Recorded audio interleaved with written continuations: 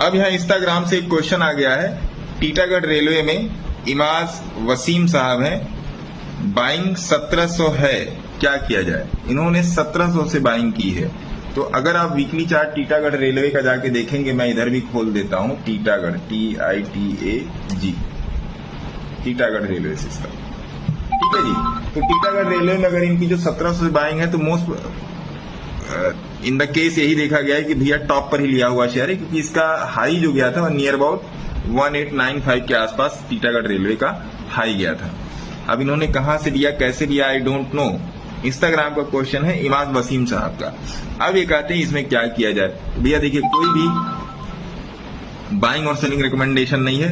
Current price पर stock की analysis कर लेते हैं। अभी स्टॉक का प्राइस चल रहा है 905 और टीटागढ़ को शायद कल मैंने अपने टेलीग्राम में अपडेट भी किया है। अगर मैं देखूं तो कल मैंने अपने टेलीग्राम में अपडेट भी किया है, और उसके पहले भी टीटागढ़ और रेलवे के कई शेयर पे, जैसे IRFC था, RBNL था, इन सब भी पर भी अपडेट किया गया था।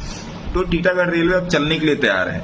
लेकिन सबसे बड़ा क्वेश्चन ये है ना कि टीटागढ़ अब कितने समय में 1700 तक पहुंचेगा। बात तो ये है, क्योंकि अगर पोजीशन बन चुकी है तो फिर भाई फंसने वाली बात हो गई है कि भाई पोजीशन में मैं तो फंस गया।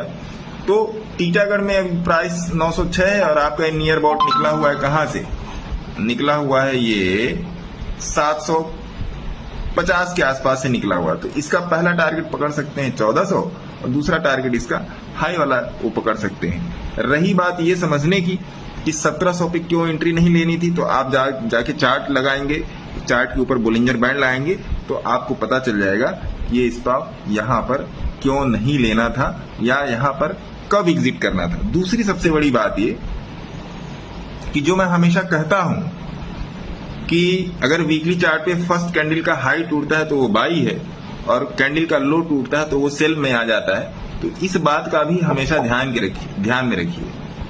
इस बात को मतलब एकदम गांठ बांध लीजिए। और 20% 15% के अगर लॉस पे अगर आप किसी शेयर में आ जा रहे हैं तो उसको काटने की कोशिश कीजिए, फिर उसमें बैठिए मत, फिर उसको काटने की कोशिश कीजिए। समझे आप बात?